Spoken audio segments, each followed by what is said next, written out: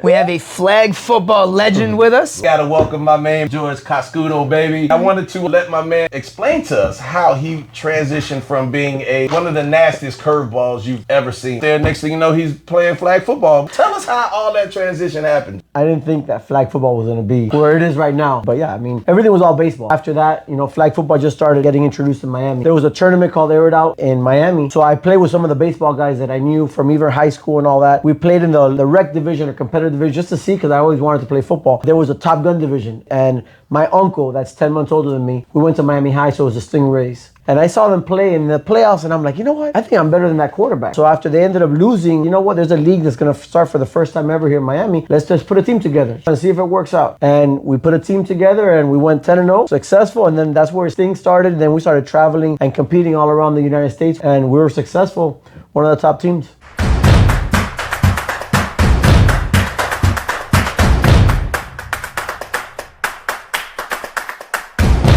Podcast twins, we're in the Twin Cave yet again with another one of Vince's honored guests.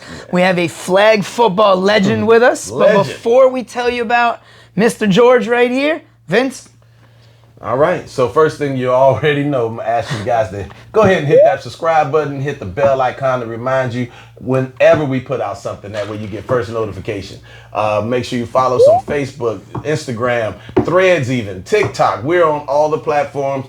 Spotify, we're still working on the fruit company. We gonna somehow get. There's on a there. bite missing out of it anyway. Yeah, man, it's messed up. But other than that, we on just about every other thing you can imagine following us on. So we appreciate that so far. And click and subscribe, share, and leave a comment. And go to podcasttwins.com and support our sponsors too.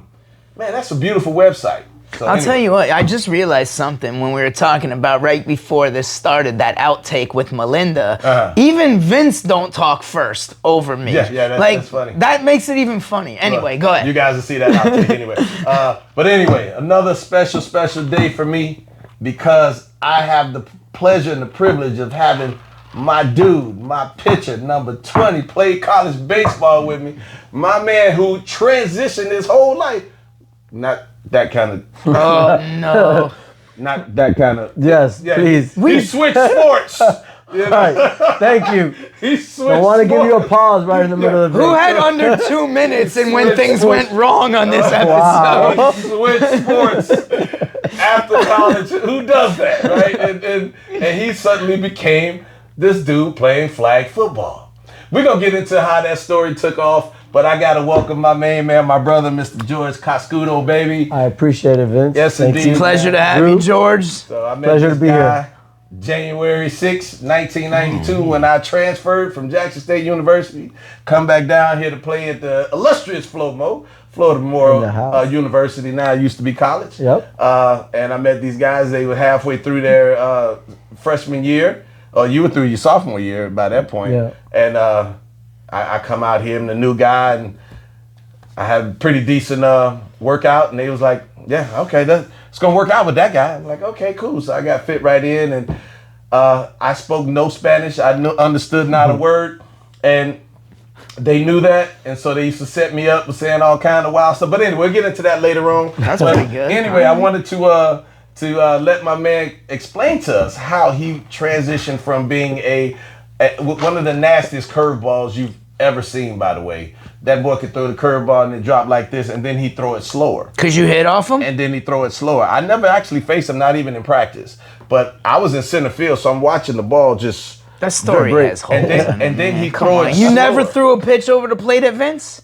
Ever? No. I mean, even in the squads. All right, go on. All right. I faced just about everybody else. Could you hit the ball if you tried? I'm going to let him answer that. Could he hit it or not? The fastball, yeah, not the curveball. That curveball. All right. I had to know. I had to know. And like I said, the slower he threw it, the bigger it break. It was disgusting. Anyway, so he went from doing that to basically, this is Dan Marino's #1 fan, first of all, like in the entire planet. And so he went out there. Next thing you know, he's playing flag football. We're like, oh, there's little Danny Marino running around the football field out there playing around. But look, George was just like Dan Marino, pocket passer, no feet. They couldn't run. But damn it, they could throw the ball exactly where he wanted it to go. We just didn't know that he was going to turn into a Hall of Fame damn quarterback in the flag football world. Tell us how all that transition happened, George. I mean, I didn't think that flag football was going to be where it is right now. From when we first started. But yeah, I mean, everything was all baseball. Yeah. High school baseball, college baseball at Flomo. I knew I had a good curveball, I had good control, but I didn't throw fast enough to get a chance to, to play. Everyone's dream when you're playing baseball to play in the league. But I knew after, my senior year, my last year in baseball, that was going to be it. But I always had a passion to play football. Never had a chance to play tackle football in high school because my mom didn't let me with the insurance papers up when I tried out as quarterback. But after that, flag football just started getting introduced in Miami. I saw they aired out. And we're talking late 90s at this point, right? No, 96. 96. Okay. Right after, I went straight to, there was a tournament called Air It Out in December of 96 in Miami. So I played with some of the baseball guys that I knew from either high school and all that. We played in the rec division or competitive division just to see because I always wanted to play football. Mm-hmm. And of course, we had a great time. We won. But there was a Top Gun division, and I went to see it. And my uncle, that's 10 months older than me, we went to Miami High, so it was the Stingarees, Okay. So his team name was Sting, and it was all his former, high school football friends, and they put a team together. And I saw them play in the playoffs, and I'm like, you know what? I think I'm better than that quarterback. I think I can play with these guys and hang in this division, not knowing it, but, so after they ended up losing, I spoke to him. I said, you know what? There's a league that's going to start for the first time ever here in Miami. Let's just put a team together. Try me out, and see if it works out. And we put a team together, and we went 10-0, successful. And then that's where it started. Sting started. And then we started traveling and competing all around the United States with it. And we were successful. One of the top teams. That's what blew me away was when they literally started to travel with this thing. And I'm like, I remember playing flag football in elementary school, and I was terrible at it because I played football. So grabbing the flag meant me catching you and ripping your flag off of you. Because that was about the best I could do. That snatching of the grabbing thing was just incredible for me. But we started hearing about them because, mind you, at this point, we're like adult life is starting to happen. We graduated. I graduated in 95. I think we all walked in 96, if I'm not mistaken. But I was out of school in December, whatever. So we talking about literally the next year after that. So, but we're out there doing adult stuff. And so we see each other, we're hearing about it. But, man, we're really starting to hear about this guy being successful. But, again, it made sense to me because I'm like, when you throw a curveball, you got to spin the ball. Well, that's what we call it in football, too, right? Quarterbacks need to spin the ball. So I'm not surprised that he was able to get great rotation and throw the ball, but I'm talking about this. These guys could throw the ball wherever he wanted it to go, and I'm watching them back in these days, and it's like, man, George is a real life quarterback here, man. Well, I mean, we know we could have brought that shit to the baseball field, man. It would have been amazing. I can guarantee you he can throw a simple out route because otherwise Vince doesn't want you on his team. We know that from listening to him talk about some guy named Beck that played for Miami or specifically, but neither one of them can throw an out route. So anyway, we'll don't get me fired up on that subject right there. I gotta wind you up and let you cook. That's my job. Damn it, the out route that's the simple test of whether you should be playing quarterback or not. Can you throw an out route in front of a cornerback and complete your pass? Neither one of those guys are able to do it successfully. But he can. Cascudo can do it, So, damn it, I'm going to put him up there. Matter of fact, they could have got him way cheaper than they paid Tua in the first place. So, they could have got him way cheaper. Anyway,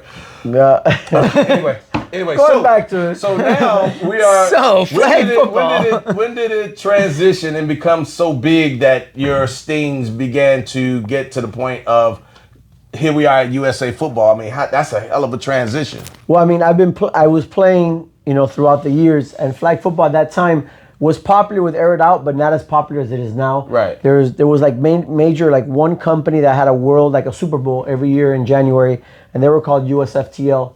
So that was like the championship. They had different types of styles and divisions when it came to flag football. So we would go every year there, and that's where it started getting popular.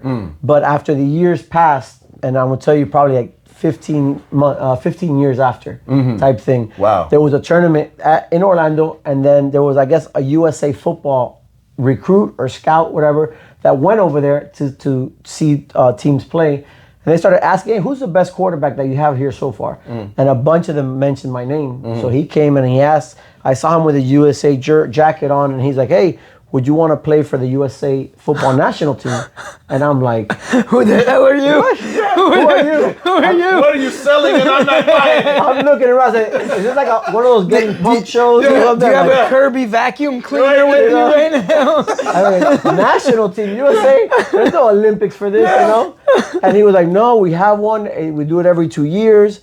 And it's like, we're going to, in August, we're going to Canada. Would you be interested? And I'm like, okay, if it's real, of course. Yeah, for sure. Still not confident that it's real. real. Still not. I'm like, that's not happening. Because you imagine, you see the Olympics, you see everything, and you always dream about, representing your country and winning gold medal in whatever sport it is. Right. So that was just great knowing that you're going to represent your country at whatever, especially in flag football. Yeah. So, yeah, it was true. I went to Canada. That was the first time we go. We played other countries. But I used to play 4-on-4 all the time. So this... Because that's what Aired Out was, Aired Out was 4-on-4. In Miami, we only played 4-on-4. Right. So this tournament was 5-on-5. Okay. I'd never played it before. But I was like, hey, it's flag football. Hey, I'm going to definitely try. So my first 5-on-5 game was in Canada with USA. We played Mexico the first game. I didn't know the rules, as in... The rules, same dimension of fields, but this time it was 4 downs. Okay. We're used to playing with 3 downs. Okay. So the first drive, we go 3 and out, and I'm walking off the field, and and I'm like, oh my God, horrible start. The referee goes 4th down, and I'm like, oh, I got 4 downs in this game? I got another shot. You know what? We're not losing. Right. An extra down. So, you know what? We were very successful. We ended up, first gold medal we won there. That was the first time USA football itself has won a gold medal in IFAF tournaments. So through that, I went with USA Football. I played for 10 years with them. We won 4 gold and 1 silver during that time. So we traveled to Sweden, to Italy, in the United States. We were here. I mean, it was great, and just to travel and play for your country, right, and just play the game that you love was amazing. That is insane. So it's a cool deal. That was a good start. This is Drew D'Alberto from Podcast Twins. Control what you can control. And that means real assets like gold and silver. Miles Franklin, they make it easy and secure. All you have to do is call them at 952-929-7006 or email info@milesfranklin.com. Mention the Podcast Twins, tell them we sent you, and build your confidence with gold and silver today. Literally, he had 2 sports careers, basically. Well, he was the most unanticipated Bo Jackson we've ever seen. Deion Sanders type deal, right? Much slower. Maybe a step or 2 slower, but we're not gonna count that. Bo might have been part cyborg, though. That's not part. He was 100% cyborg. Yeah. But no, I mean, that was incredible. So again, now mind you, by this point, again, life is really life and now, because now we're talking being in our 30s, closer to 40. You're real people doing real people stuff. So I'm just hearing about it every now and again, either from a friend or a teammate or seeing it on Facebook at this point. And then they tell me, so what year did you retire? Well, technically, I haven't retired. I play sometimes with my boys that now they're in 20s. He's a player manager now. Yes. But I stopped playing in 2020 during the COVID time, right before COVID. Okay. I stopped playing with USA Football. Right. They went younger. Right. So they ended up asking me a youth movement, which I still felt I could still play, but understandable. And then they asked me to coach. Okay. So it was like Bull Durham. Come on in here and bring your playbook. Son, we're making a youth movement. Crash Davis. Anyway, no, so that's cool. So you went into coaching, but the Hall of Fame thing, bro. I didn't even know it was a real thing. I didn't know either. Yeah. So we turned around and they was like, nah, man, George is in the Hall. Mind you, I'm in Palm Beach, man. I'm doing life stuff. And so give me a little bit about that, how that transpired and took shape. Again, the USFTL, they had, it was a real deal. It was... Obviously. The tournament was really big. They had so many teams, different style and formats. Right. And every year they had an induction, for different styles, and I don't remember what the criteria was. Obviously, you had to win championships to be a part of it, win MVPs and all that. And for the 4-on-4 style, there was only, I think, 2 players inducted from that style. Wow. It was more common for 9-man and 8-man and all that. So when they asked me, when they told me about it, hey, you're going to be inducted, I was like, oh, wow, really? They gave a big plaque. They gave you rings and everything. And I was like, wasn't expecting that. Wasn't sure about that. But you know, it was just an honor. a paper certificate. Yeah, no, it was. Okay. Yeah, it was a really nice plaque. You know, ceremonies and everything with family and all that, and people around, and just to be considered, you know, that they thought of me that way was an honor. You know, we'll have to just ask be Lou if Winners Award Group did them, because that was before I was here. So I have to ask him if we made those rings. Check on that. I mean, shoot, we made the Ryder Cup rings for the U.S., so it's possible we did those too. Well, you know, Lou's been connected. Yeah, he knows a couple of guys. Yeah, a few guys. You know, 1 or 2. Yeah. Anyway, so now I wanted to get there because now here he is as the head coach of the USA football team. And 2 weekends ago, I watched them kick the dog shit out of the NFL teams. Boy, let me tell you something. It was made for a great Saturday afternoon. And I'm sitting at home and there was nobody home. So I was just by myself acting the fool, watching them. But what George has always said to us is that if they don't know the rules, they can't play the game like this. And I really got to watch what he meant there, because these guys were behemoth. They were just massive and quick and all this other stuff. But one of my favorite plays is when Saquon caught a little flare route and he was running over to the right side, and he did what Saquon normally do: jump and split the defense, because it was 2 defenders. He did this normal NFL thing. As soon as he jumped up, they were like, it's over. And he's like, and I was like, see, you don't know the rules. But his guys, they do exactly the opposite. I've seen those guys skim the ground with their knees like this. It's incredible how they get that low and still be moving that fast to avoid getting it's amazing to watch. It was absolutely amazing to watch. Hell, even one of the commentators on there was like, I don't think I know the rules myself, if that's legal. So, but it was really good. But they went out there and showed them that they had very good athletes. You guys had some amazing athletes on your squad. And just the style of play, they just didn't understand it. And so they used their, as you called it, football IQ, and they stumped a mud hole in them, man. I enjoyed watching that. What was the score?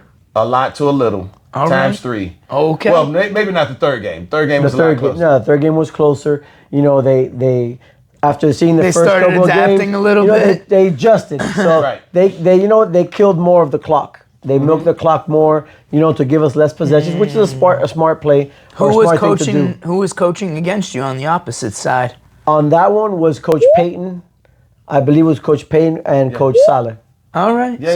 All right. NFL bona fide. Listen, that's a big deal, you know, man. I mean, but he was up against some true masterminds. It was a guy quarterback named Tom Brady. You might have heard of him. I think I've heard of him before. Yeah, he's like 117 years old, looking amazing out there. They paid him $1 billion to play in the game or something, probably, or something ridiculous.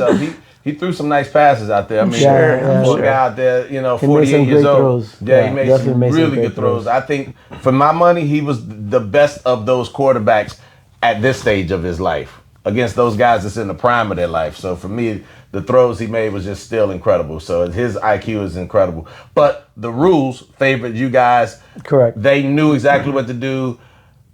Pulling the flags, like I told you guys before, that's why I couldn't play flag, man. I used to just tackle people. It's different, yeah. I was a safety, man. I'm used to hit them, heat seeking. So I would cheat with this hand to grab with that hand. You're probably not allowed to do that, though, right? I would assume in USA flag football, that's not allowed. But his guys were, I mean, so these NFL dudes thinking, man, they going for the end zone. Your flag got pulled 10 yards back. They just standing in the middle of the field with the flag in their hand. I was just impressed because I didn't even see it. I mean, it was like, and they running, and they like, my man just holding his flag back here. I'm like, that was incredible. So to me, just the skill set, but I enjoyed the characters that you guys had. But that guy Hoosh, that guy's a hilarious. He's hilarious. He's awesome to watch him get out there. First of all, he's quick as a cat out there, and I don't think he had a problem telling those boys what he thought. He has a lot. He's a veteran. He's an older guy. He's 36. Okay, but he moves like if he's in his 26. He is amazing out there. But I think he when that game got tight in the championship game out there, you had to go over there and kind of pipe him down a little bit on the bench. But you can see that it raised the play of his team. I mean, with sports are sports. I don't care if you're 6 years old or 36 years old. When you see the passion from your teammate, it's going to fire you up. And I think that's what happened there because the game was getting tight at that point. But they just he got them boys going, and next thing you know, they started snatching flags. Literally, there was no run after the catch. Am I correct? No, you're right. It was incredible, man. So what is your idea going forward? Because now we want to see that team go to the Olympics. That would be absolutely my goal. First of all, just to say my homeboy is in the Olympics, it would be just the cat's ass, So I've only had one Olympian on any of my 170 episodes I had on par before you. I had Bob Beeman. The great Bob Beeman on the podcast. Yeah, awesome so this is the second legend for me. Yeah, so thank you for introducing me to George Vinch. I appreciate you, man. You get to see it before he go to the Olympics, man. That's right. You were like, he was on my show. That's right. So tell me how what's the format to get you guys to the Olympics? I mean, what's the steps? Well, I mean, the Olympics still 2 years away. Okay. So I'm hoping I'll be a part of it in 2 years. Okay. But a lot of things can happen, and nothing's set in stone. Because like right now, when we do our team tryout, our teams, we do tryouts every year. Mm-hmm. So our 12 guys that played this year that were amazing have to try out again. So we already had a tryout. We invited 48 other players, and we selected 12 from those 48 to compete with our 12 now. Okay. So in 2 weeks, we go back to San Diego to Chula Vista, and our 24 are battling for 12 spots more, because now our main goal this year is to focus. In August, we go to Germany for our World Championships for IFAF. So from those 24, we got to cut it down to 12 again, which is going to be hard because we got a lot of talent in the U.S. as it comes to that. So right now this year, our focus is to go to Germany and win gold. Okay. And then moving forward next year, we have our international, which is they haven't set a place yet. And the Olympics are in 28, but we're also going to have another World Championship in 28, because IFAF, it's like when the Olympics or soccer, but instead of every 4 years, we do it every 2 years. Okay. So Germany's in 26, and 28 is going to be another country that we're going to be going to. And the Olympics are included, What's good about Fanatics and OBB giving us the opportunity and show, on Fox, the stage of flag football and the talent that's there was a dream for us. Dream come true, and it just showed how much talent we have in the U.S. when it comes to football in general, but mostly our game, which is flag football. Yeah. I appreciate the NFL being a part of it, and now they realize and see that the game is different. They're the best athletes when it comes to football. Right. But this game, it's a different dimension, the fields, the rules. As you see the structure, sometimes, our guards are 5'7", 140. Yeah. They're not 6'1", 220 type thing, So it's different, But, the football players are the best athletes that they are when it goes from the NFL. They just need to transition to this style of game, Right. And hopefully when it comes to 28, we have some of the NFL players try out with our flag football athletes, and from there just get the best 10, because in the Olympics only 10 player roster instead of 12. Okay. So hopefully we'll get the best 10 to represent our country, to win gold. That's amazing. And it sounds like you've been listening to Russell Cohen. If you're trying to collect all that gold and silver, you've been listening to his episodes too.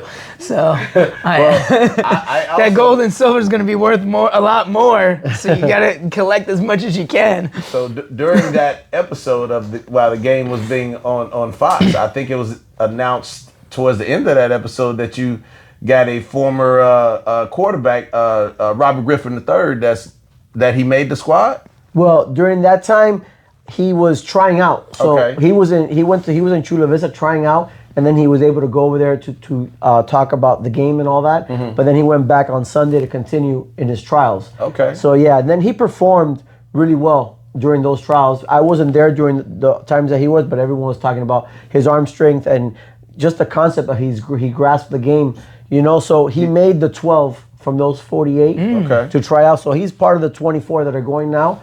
But as he saw, we have two really good quarterbacks, that he's trying to, replace. It's going to be difficult, but he did it the right way as going to trials and trying to make that part first moving forward. So hopefully that continues, the following year. Well, I'm saying that because I think it's really cool that a guy that made it to that level of an NFL quarterback had the respect and the humbleness to come out and be like, nah, I want to try out. I want to come try out and be this because I still can move.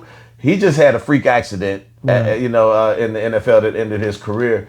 But let's remember who he was prior to that. He was an absolute dynamo, running and passing the ball like nobody's business. Yeah. I mean, it was unbelievable. So to see him come back out there and do that after being on commentary for the last 10 years and podcasting and stuff, I had no doubt that he was going to be in great shape. But to see that he was humble enough to come out there and get it, that made me extremely happy, man. Yeah, so. And seeing him there, I saw him on Sunday, and he felt like he was just equal like everyone else. Yeah. No special privileges or nothing, and he did what everyone else had to do, and he did a good job at it. That's awesome, man. So I'm looking forward to it. I'm already putting it out there that George will be the head coach in 2028 for the Olympics, and that he will.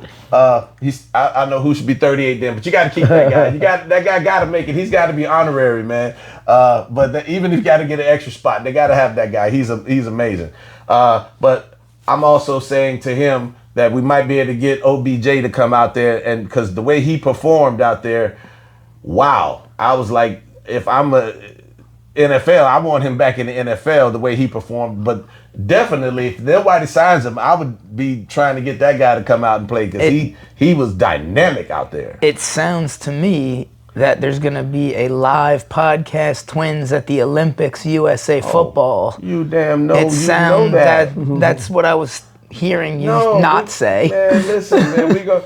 George is there. We are there. Are you kidding me? Hey, Curfton and Ray. Get us our media credentials for the Olympics. Now we have to go. Because we got to have it, man. But I want you to tell us now, George, what you think the future of this football would be, and how do you think it would ever overtake real football, like in youth sports and all these other kind of areas? Because that is a very big subject because of the injury. Yeah. The head's injuries and stuff. What do you think it? I don't think it'll overtake it, but you know what? I think they can both work hand in hand, side by side. I think the NFL, as you know, it's a juggernaut. It's the best for me, in my opinion, the best sport in the world. I know people say soccer, but that's international. But for me, and the NFL, American football is the best sport that I love to watch, no matter what. Our kids are still playing, tackle football when it comes. High school is the same thing, But adding flag football, there's so much. The game is growing so much and so fast, especially in the youth. But now, like I said, now there's girls high school flag football. Right. They just started NAIA college flag football for girls. Wow. They're giving scholarships for that. Now Division I just started opening up for women's flag football now. So sky's the limit. They're talking about now doing a professional flag football league that I know Brady is talking about being partnering up, and don't know what that looks like, but I'm super excited that flag football has been talked all around right now. And if you go to other countries like Mexico and Panama, the passion and you see the competition over there for flag football, it's one of a kind. And there's over 70 plus countries right now that are competing and getting ready and trying, because it's an Olympic sport now, trying to get their countries ready and prepared for these tournaments and these world championships to try and qualify for it. So, I think it's going to be sky's the limit for it, but I still think it could work hand in hand with tackle and flag. Okay. They could both work together. Okay. When I did career day, I had a bunch of the kids tell me what sport they wanted to play, and the girls that answered, a lot of them, including my 11-year-old daughter, because I was at 5th grade school, 5th grade elementary school yesterday. She said football. I want to play football this summer because we gotta get her in something, right? So she'll be in jiu-jitsu camp again because she loved it last year. But her answer for what sport was football. Man, I think it's great. It's great for both men and women, boys and girls. Yeah. It's all around. Well, the money they're putting behind it, because I saw the commercial with the Mexico girls. Diana Flores. Yeah, man, she is blowing up. She's like a new star now. Yeah, she's on all the major networks. Just in regular commercial, man. I think it's Adidas or whoever. She got whatever her brand is, but man, they're making her into a superstar. So when Tessa asks me for a throwing coach, I can be like, I got the best throwing coach you can find right here. Absolutely. Listen, man. Like I said, the boy can spin the ball. I tell you what, Tessa can throw a spiral, man. I was shocked. I was like, who taught you that? She's like, I just did it. Yeah. I'm like, okay. Listen, the quarterback is an extreme important position. If they see her throwing, you're gonna have schools reaching out to her about coming over. Man, So let him come. Let him come. That Let could him be come good. negotiate. I'll Definitely. be an agent. For That's sure. fine with me, man. My youngest is 25. She played flag in middle and high school. Why? Because she was a track runner, and they was like, "Come on, You're fast. Let's we go." Just need somebody to Yeah, of get it. course. And you run and go catch it and go. And so they actually wound up being pretty good. So okay, but we can just cut it here. We can just take a quick break. Yeah, we're just taking a break. Yeah, We're okay. taking a break.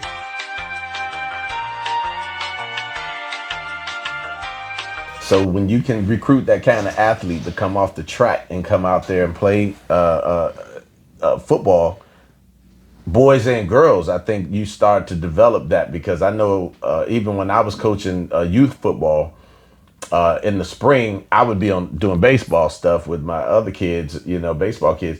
But the kids that didn't play baseball, they all went and played flag, or whatever the spring ball was. Because again, in elementary school, they didn't have like football seasons, like you couldn't play spring football. But flag football was, but again, to me, it was just a playground thing. I had no idea that it would grow up to be this monstrosity Olympic sport. Of, I mean, who would have ever? You probably didn't even I ever never would have envision thought that. that. Like I said, this was more a recreation thing to get away from the house and all that, and have Have just fun. release stress and have Yeah. fun, And what it's turned out to be, it's amazing, So what about your students? He's a school teacher. So tell me how your students react to you being like a international flag football star.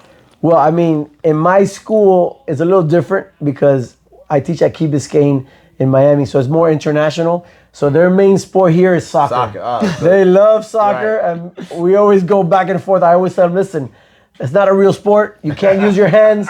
Sorry. And when we say football, we think of American football, Right. not soccer. And they all get upset, moving forward. But some of them did see me, and they're like, hey, I saw you on TV on Saturday and all this. I didn't know you were coaching and all that. And I'm like, yeah, you saw, and it was a real sport that we were doing. And it was back and forth. But some were really, even some teachers, and my secretary was having dinner at a restaurant and a sports bar or something, and saw the TV, and when she was eating, she was like, wait a minute, that's my coach on TV. Yeah. What is he doing there? He Wait, didn't know. soccer's the sport So- that's like basketball, where everybody flops around the field, right? That's the soccer one. Is that that's soccer? Only on the men's side. No, I'm just The trying girls to don't figure. flop. It's The a girls good are tough. acting. No, Okay, yeah, I'm just trying to the figure girls it are out. They tough. definitely don't. The girls They are tough. definitely don't. The guys are laying out there waiting on the magic spray. Then they get up and run away. I'm like, what the hell? They don't make the magic spray for women. The girls get out there, they bang. Yes. Yes. Sort of like college basketball. And anyway, I watch. Our audience knows I watch more WNBA than I would NBA because it's basketball still. Well, Yeah. our audience would know that if anybody watched the episode where this guy was talking about the WNBA. But anyway, go ahead. But I like athletes, and so that's what it is. And I think the female athlete is becoming the biggest thing in the world right now, because they're getting more exposure. And now with Diana, what's her name? Flores. Diana Flores. This girl is the face of flag football all over. So I can see little 5th grade girls that's saying, I want to go out there and play, because just like took the WNBA 30 years before they actually could. And they had great players and great stars, but they just couldn't get the fan base to come across where they could really start earning money. But now it's turning around. We hope that flag football for young girls don't take that long. But, scholarships are there, and you take advantage of all this kind of stuff. 100%. That's what I'm about. Look, it was just like when we all came to the realization that, our baseball career was gonna come to a close. Yeah. And it was like, okay, all right, did I graduate? How close am I to graduating? You go and get that paper they paid That's for, it. put it in your pocket, be able to go out there and use it. Look, I rode on a couple of them dusty buses out there on them little sorry independent baseball squads, and it was like, you know what? I think that job was not that bad, 'cause they gave me $455 a month to no. Anyway, let's get these kids out here, but at least kids, if parents, because that's who's listening, get your kids to at least understand that, hey, they can get at least a 4-year degree paid for. They don't have to be the fastest or the 6'7" basketball player. Now you got a whole nother option. Yes. Flag football will be a good sport option for you. And NIL money will make it to flag football too, right? Insane. Imagine, for sure. And I saw, just on the side note, I saw another stat the other day about X amount of millions of dollars went unused for female golf. Division One. Of course, you have your studs, but they were just grabbing people off the campus and giving them a scholarship because they needed to field enough team. Oh, wow. Their studs was going to be the killers, but they needed those other points just to go out there and play. So scholarships out here to go ahead from an educator to go ahead and help you get this free money that's out there, so you can combine that with because I know your kids are already smart, right? They're not like me and us. They're really super smart out there. And now they can go out there and be healthy, and especially for the girls. The world knows I'm a girl advocate when it comes to playing sports, because to me it sets the physical tone for the rest of their life. Yeah, for flag football right now, there's another avenue now for the girls. You know, like you said, in high school, but that sets you up for college. And yet there's another opportunity to get a scholarship and continue moving on. Yeah. And after that, like you said, maybe you could be even in the Olympics, you know, for the women's national team for U.S. It's wild Crazy stuff, man. Totally. I'm loving it, It's like an untapped new resource for women. It's insane. Yeah, it's pretty cool. It's absolutely crazy. But I'm enjoying it because, again, I got to sit at home by myself and act an absolute ass watching my boy out here conduct business against NFL stars that are currently playing right now. I mean, you had Joe Burrow out there throwing. You had a guy from Philly, the quarterback, Hurts. You got these guys, Super Bowl champions out here. Couldn't hold a candle to his guys. And a Super Bowl champion coach. Super Bowl champion coach. Frontline guys, I mean, real deal, you know. And it had to be an experience for these guys, I'm assuming, to go out there and be amongst these people that they've been watching play for the last 5, 10, 12 years or so, that's currently NFL superstars. So, and then to go out there, but then you had to be a pop in your collar saying, we tapped that ass though a little bit, you know. Tell me how that felt, bro, walking off that field. I mean, it felt great being there, sharing the field with these pros. And you know what, just realizing or letting them realize that it's not as easy as probably they thought it was. Right. And how we always said, it was always a different game. And I knew... Dude, we're not reporters. You can give the real answer. You don't have to sugarcoat it. No, I knew on the defensive side they were going to struggle because they couldn't pull flags. So that was our strength. We went with our mindset offensively that we're going to probably score every drive because our athletes are different than theirs when it comes to the offensive side. They couldn't pull the flags as it showed over there. You know, their offense, I thought we were going to struggle more because their receivers and the quarterbacks are super talented. But again, I knew our defensive players are athletic as well. So I knew we were going to be able to stop them. I didn't know we were going to be that successful. So I think each team only scored twice in each game, which was, you know, better than what I expected. So you scored every possession, right? We scored every possession. Every possession. So again, it's they have to learn the game. They forgot their defense at And home. once they learn the game, it'll be He won't better. grind it in, but I will. They scored every possession. All right, I know so he's playing political correct. No. But I he know whooped that ass. I know exactly why he answered the question the way he answered it. Well, of course. Because I was just watching a clip yesterday of Magic Johnson talking about when he was playing with Jordan on the Olympic team, and they were at a scrimmage, and it was East versus West, like an all-star game. Right. And they scored 8 points in a row, and Magic grinded it in on Michael. And then guess what happened after that? He Michael'd them. He got toasted. Yeah, well. So now I understand exactly why he answered it that way. Good job, George. Good Listen, job. they might be part of the Olympic team, so you know what? I might have to hopefully I'm coaching and they'll be part of the team, so you know what? Well, listen, I agree with that. But it doesn't take away that 2 weeks ago you stomped a mud hole in them. And listen, it's okay. I know you got in your closet privately and you went crazy. I know you did, you know, but outwardly, I was doing it for you, bro. I was out there saying, that's my boy over there, you know what I'm saying? And man, it was. I really, really, really enjoyed that. To me, it gave me great pride to see my boy from Miami come up here and take a sport that had really grown here in Miami in the last 20 years, You go to a lot of these parks, especially like on Sunday mornings, because I was still playing adult baseball. But you could see the flag games going over there. And that was cool until the first time I saw a flag game at the park right there in Pembroke Pines, huge park right there. Piccolo Park. And I saw stripes out there. I saw referees. I'm like, oh no, they playing like for real flag football. That's when I first realized that it was playing at the level that we were talking about. Still not imagining an Olympic type situation. But that's when I realized, man, this is serious. They got paid referees out here. Because one of my guys, who's also a PE teacher, he doubles as a referee on the weekends. And he was like, yeah, I've been doing flag for years. So I called him after y'all stomped a hole in him. And he was like, yeah, man, I've worked down there with those guys, worked the games. Mm-hmm. And he was like, yeah, man, it's incredible to watch how they can maneuver and do the stuff. Because, I think your team was just watching the way how smooth they pulled the flag. The flags are flying, and they just stand there.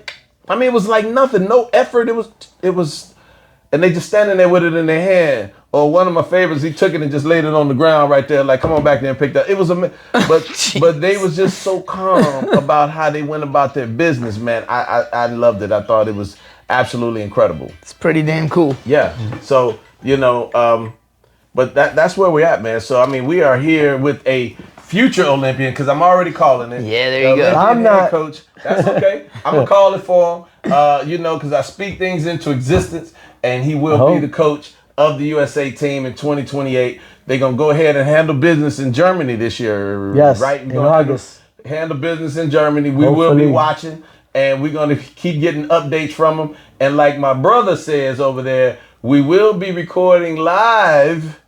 From the Olympics in 2 years. So we're going to be the official flag football podcast going on during that time period. But hey man, I'm just in awe. I was in awe, bro, because again, us being on campus, traveling on vans, going to games, not having no bus, we literally in rental vans traveling up the road to go play a weekend series somewhere, man. So we was forced to be closer than we wanted to be at sometimes, so you wound up being close.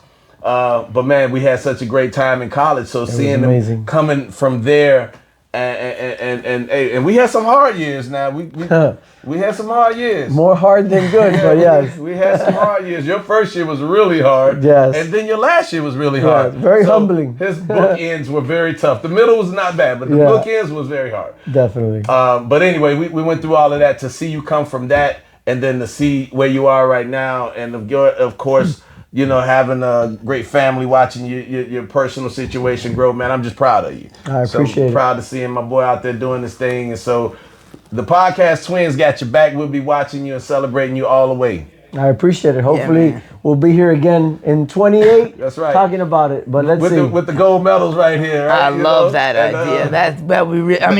It fits right in with the rest of the stuff in this room. I already called it. I already said it's going to happen. Done. George, tell them how they can find you, man, because they got to find and follow your team. Tell them how they can do it.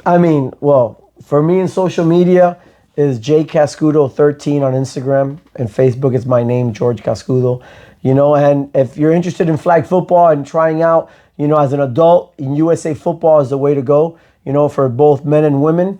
We do trials every year, but the most important thing for you to be successful in flag football, you need to play. No matter what, you can train and practice, but you need to have game experience to realize the speed of the game, the concept, and how everyone has different tendencies. The most important, be a part of the game, learn the game, and just master it. All the guys, the men and women that are in our national team right now, it wasn't like a couple of months of training. It's been years and years that they've been grinding and learning this game and grasping it to be the best that they can. And right now, I feel like we have the best of the best when it comes to the U.S. So, always, strive and push hard to be the best. But you know what? Flag football is moving and growing. So I'm looking forward where it's going to be, and hopefully you guys can be a part of it. And I love that. Like that. Drew? That's it. We're out. That podcast Twins are out. Go to podcasttwins.com. Subscribe. Click the bell icon. Get your notifications. Don't forget TikTok, Instagram, Threads, even all of it, man. And make sure you do that. But most of all, make sure you guys follow USA Football with the head coach, Jorge Cascudo. And we completely appreciate you for liking, sharing, and don't forget your comments like Vince always tells you. And now, Podcast Twins are out. Peace.